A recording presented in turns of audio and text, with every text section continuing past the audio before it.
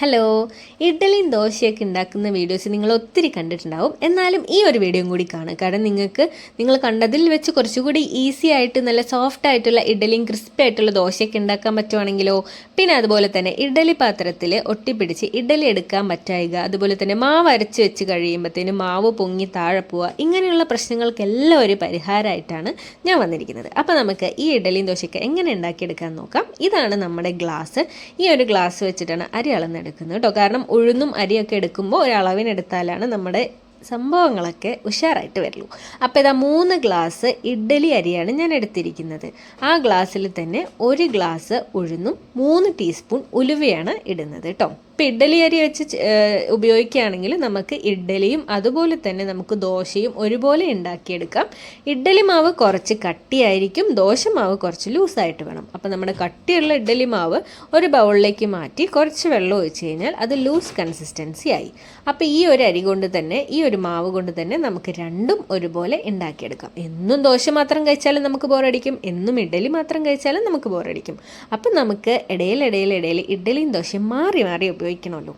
അപ്പോൾ ഇതാ നമ്മുടെ അരി എടുത്ത് മാറ്റി വെച്ചിട്ടുണ്ട്. ശേഷം 1 ഗ്ലാസ് ഉഴുന്നും 3 ടീസ്പൂണ് ഉലുവയും കേട്ടോ. ഇത് നിർബന്ധമാണ്. പല സ്ഥലത്തും പല പോലെയാണ് ഉപയോഗിക്കുക. മലബാർ ഏരിയയിലൊക്കെ ചിലവർ അരിയിൽ ഉഴുന്നൊക്കെ ഇട്ട് വെച്ച്, അരിയിൽ ഉഴുന്ന് അല്ലെങ്കിൽ ഉലുവ എല്ലാം കൂടി മിക്സ് ചെയ്ത് ഒറ്റ അടി അടിച്ചെടുക്കും, എന്നിട്ടാണ് ഉണ്ടാക്കുക.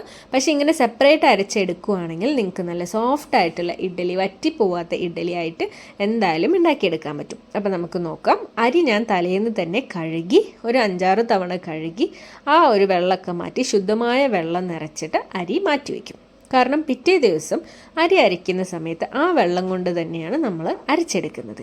അതേപോലെ തന്നെയാണ് നമ്മുടെ ഉഴുന്നും ഉലുവയും കൂടി കഴുകി, ഉഴുന്ന് ഞാൻ ഒരു 2 അല്ലെങ്കിൽ 3 തവണ മാക്സിമം കഴുകാറുള്ളൂ. അതിൽ അഴുക്കൊക്കെ ഒന്ന് കഴുകി കളഞ്ഞാൽ ശുദ്ധജലം ഒഴിച്ചിട്ട് വയ്ക്കുക കേട്ടോ. കാരണം ഉഴുന്ന് ഒത്തിരി തവണ കഴുകി കഴിഞ്ഞാൽ അതിൻ്റെ പശപശപ്പ് നഷ്ടപ്പെടും. അത് നമ്മുടെ ഇഡ്ഡലീൻ്റെയും ഇതൊക്കെ സോഫ്റ്റ്നെസ്സൊക്കെ കുറയ്ക്കാൻ കാരണമാവും. അതുകൊണ്ട് എന്ത് ചെയ്യണം, നമ്മൾ ഉഴുന്ന് അതിൻ്റെ അഴുക്കൊക്കെ കഴുകി കളഞ്ഞതിന് ശേഷം ശുദ്ധജലം ഒഴിച്ചിട്ട് സൈഡിലേക്ക് മാറ്റി വയ്ക്കാം. അങ്ങനെ 2 സെറ്റ് ചെയ്ത് വെച്ചിട്ടുണ്ട്. പിറ്റേ ദിവസം കാലത്ത് നമ്മൾ മിക്സിയിലാണ് അരച്ചെടുക്കുന്നത്. നമ്മുടെ നാട്ടിൽ അമ്മയൊക്കെ ഗ്രൈൻഡറിലാണ് അരയ്ക്കുക. കാരണം ഒരുപാട് മാവ് അരച്ച് വെക്കാറുണ്ട്. നമുക്കിവിടെ വളരെ 1-2 പേരല്ലേ ഉള്ളൂ, മോനും ഉള്ളൂ. അപ്പോൾ നമുക്ക് ഒരുപാട് മാവൊന്നും വേണ്ട. ഇത്രയും മാവ് അരച്ചാൽ തന്നെ ഒരാഴ്ചത്തേക്ക് സുഖമായിട്ട് നമുക്ക് പോകും കേട്ടോ.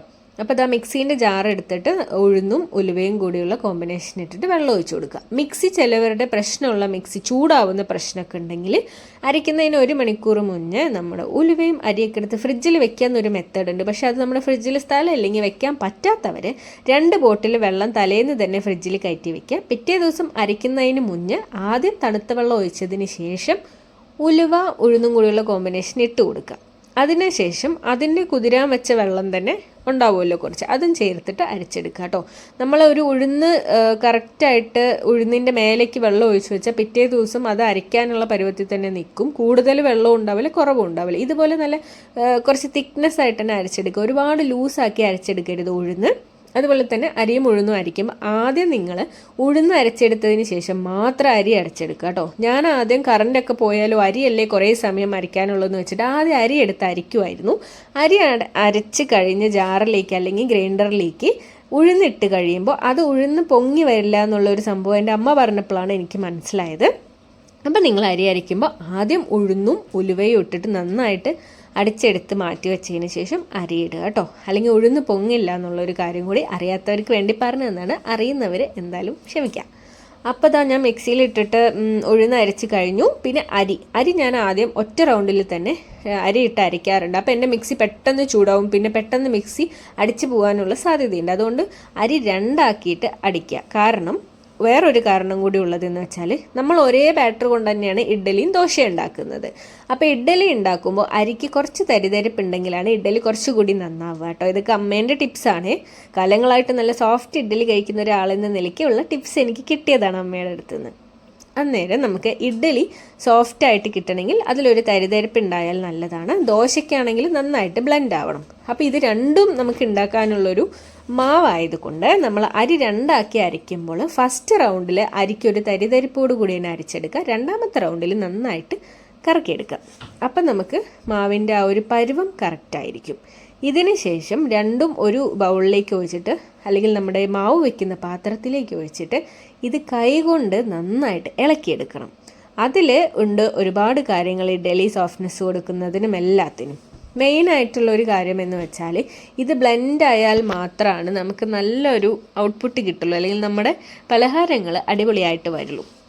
കൂടാതെ തന്നെ അരച്ച് വെച്ചതിന് ശേഷം ഞാൻ ഉപ്പ് കൂടി ചേർത്തിട്ടാണ് പുറത്ത് വെക്കുക കേട്ടോ. അരി അരച്ചെടുത്തതിന് ശേഷം ഉപ്പ് കൂടി ചേർത്ത് കൈകൊണ്ട് നന്നായിട്ട് ഇളക്കി കൊടുക്കും. കാരണം അടിയിലാണ് ഉഴുന്ന്, മേലെയാണ് അരിമാവുള്ളത്.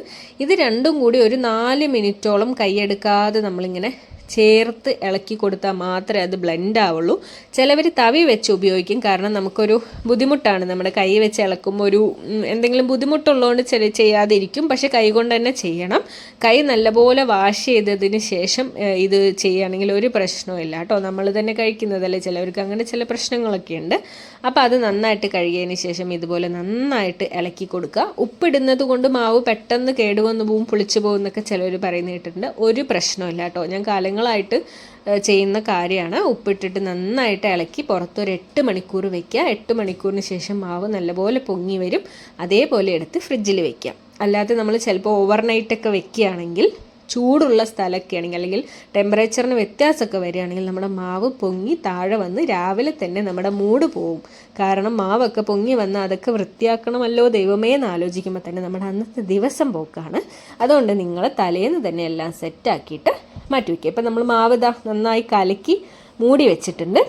ഒരു 8 മണിക്കൂർ കഴിഞ്ഞപ്പോൾ ഞാൻ തുറന്ന് നോക്കിയപ്പോൾ കണ്ടോ മാവ് പൊങ്ങി വന്നിട്ടുണ്ട്. ഇനി കുറച്ചുകൂടി പൊങ്ങും. അപ്പം ഞാനിത് വീഡിയോ എടുക്കാൻ വേണ്ടിയിട്ട് പെട്ടെന്ന് തന്നെ 8 മണിക്കൂർ ആയപ്പോൾ തന്നെ തുറന്ന് നോക്കിയതാണ്. അപ്പോൾ അതിന് നമ്മുടെ ഒരു തവി ഇട്ടിട്ട് നന്നായിട്ട് ഇളക്കി കാണിക്കാൻ വേണ്ടിയിട്ടാണ് കേട്ടോ. അല്ലെങ്കിൽ ഞാൻ ഈ പൊങ്ങിയ പാടെ എടുത്ത് ഫ്രിഡ്ജിൽ വെക്കും, പിറ്റേ ദിവസമാണ് ഇളക്കുള്ളൂ. ഇതിപ്പോൾ വീഡിയോ എടുക്കുന്നതുകൊണ്ട് ഞാനൊന്ന് കാണിച്ചു തന്നതാണ് പൊങ്ങി വന്നത്. ഉപ്പിട്ട് നമ്മൾ ഓൾറെഡി വെച്ചിട്ടുണ്ട്. അപ്പോൾ പിറ്റേ ദിവസം നമുക്ക് ദോശയാണെങ്കിൽ വേറൊരു ബൗളിലേക്ക് മാറ്റി അല്പം വെള്ളം ചേർത്ത് ലൂസാക്കി ദോശ ഒഴിക്കാം. ഇഡ്ഡലി തന്നെയാണെങ്കിൽ ഈ പരുവത്തിലൊക്കെയാണ്. ഊത്തപ്പം ഉണ്ടാക്കുകയാണെങ്കിൽ, അതായത് ക്യാരറ്റും ഉള്ളിയൊക്കെ ഇട്ട് ഊത്തപ്പം പോലെ ചെയ്യുവാണെങ്കിൽ ഈ ഒരു കൺസിസ്റ്റൻസിയും ഓക്കെയാണ്. അപ്പോൾ പിറ്റേ ദിവസം നമ്മളിത് ആദ്യം ദോശ ഉണ്ടാക്കി നോക്കുകയാണ്. ഞാനിത് ഹസ്ബൻഡ് പോകാൻ തിരക്കിട്ട് നിൽക്കുമ്പോൾ പെട്ടെന്ന് ചെയ്യാണ് കേട്ടോ. അപ്പോൾ അതിൻ്റെ കൂടെ നമ്മൾ കുറച്ച് വെളിച്ചെണ്ണ ഒന്ന് തൂവി കൊടുത്തിട്ടുണ്ട്. ചെറുതായി ഒന്ന് മൊരിഞ്ഞ് വന്നതിന് ഒപ്പം തന്നെ ഞാൻ മറിച്ചിട്ടു കേട്ടോ. കാരണം നമുക്ക് ഒരുപാട് സമയമില്ല, വീഡിയോയും എല്ലാം കൂടി പോകുന്നതുകൊണ്ട് മൊത്തത്തിലൊരു ഹറിവറിയാണ്. അപ്പോൾ ഇതാ നമ്മുടെ ദോശ റെഡി ആയിട്ടുണ്ട്. പിന്നെ ഇഡ്ഡലി ഒഴിക്കുന്ന വീഡിയോ ഞാൻ എടുക്കാൻ വിട്ടുപോയി തിരക്കിനിടയ്ക്ക്. എന്തായാലും ഇഡ്ഡലി നല്ല സോഫ്റ്റായിട്ട് വന്നിട്ടുണ്ട്. അതുപോലെ തന്നെ പാത്രത്തിൽ ഒട്ടിപ്പിടിച്ച് സ്പൂണ് വെച്ച് അതിങ്ങനെ എടുക്കുന്ന ഒരു ബുദ്ധിമുട്ടൊക്കെയാണ് പലർക്കും ഉള്ളത്. അപ്പോൾ അതൊന്നും ഇല്ലാതെ നല്ല പൂ പോലെയുള്ള ഇഡ്ഡലി അടിപൊളിയായിട്ട് വന്നിട്ടുണ്ട്. സോഫ്റ്റ്നെസ് വൈകുന്നേരം വരെ നമുക്ക് ആ ഒരു സോഫ്റ്റ്നെസ് ഇഡ്ഡലിയിൽ ഉണ്ടാവും. ചില ഇഡ്ഡലിയൊക്കെ രാവിലെ ഉണ്ടാക്കി കഴിഞ്ഞാൽ വൈകുന്നേരം നമ്മൾക്ക് ഭയങ്കര ഡ്രൈ ആയി പോവും. ചിലവർക്ക് ഇഡ്ഡലി ഉണ്ടാക്കുമ്പോൾ വറ്റിപ്പോവും. ഇതങ്ങനത്തെ ഒരു പ്രശ്നങ്ങളുമില്ല. നമുക്ക് ഒന്ന് ചൂടാറിയതിന് ശേഷം ഒന്ന് വെള്ളം തെളിച്ച് കൊടുത്തതിന് ശേഷം സ്മൂത്തായിട്ട് കൈ കൊണ്ട് തന്നെ എടുത്ത് പാത്രത്തിലേക്ക് വെക്കാൻ പറ്റും. അപ്പോൾ ഇങ്ങനെ നിങ്ങൾക്ക് ഈ ഇഡ്ഡലിയും ദോശേൻ്റെയൊക്കെ മാവ് ഉണ്ടാക്കുന്ന വീഡിയോ ഇഷ്ടപ്പെട്ടെങ്കിൽ തീർച്ചയായിട്ടും ലൈക്ക് ചെയ്യുക, ഷെയർ ചെയ്യുക, സബ്സ്ക്രൈബ് ചെയ്യുക. ഇനി ഇതിൻ്റെ കൂടെ കഴിക്കാനുള്ള ഒരു ചട്നീൻ്റെ വീഡിയോ ആയിട്ട് ഞാൻ ഉടനെ തന്നെ വരുന്നതായിരിക്കും. അപ്പോൾ അടുത്ത വീഡിയോയിൽ കാണുന്നവരേക്കും tata bye bye. Thank you for watching.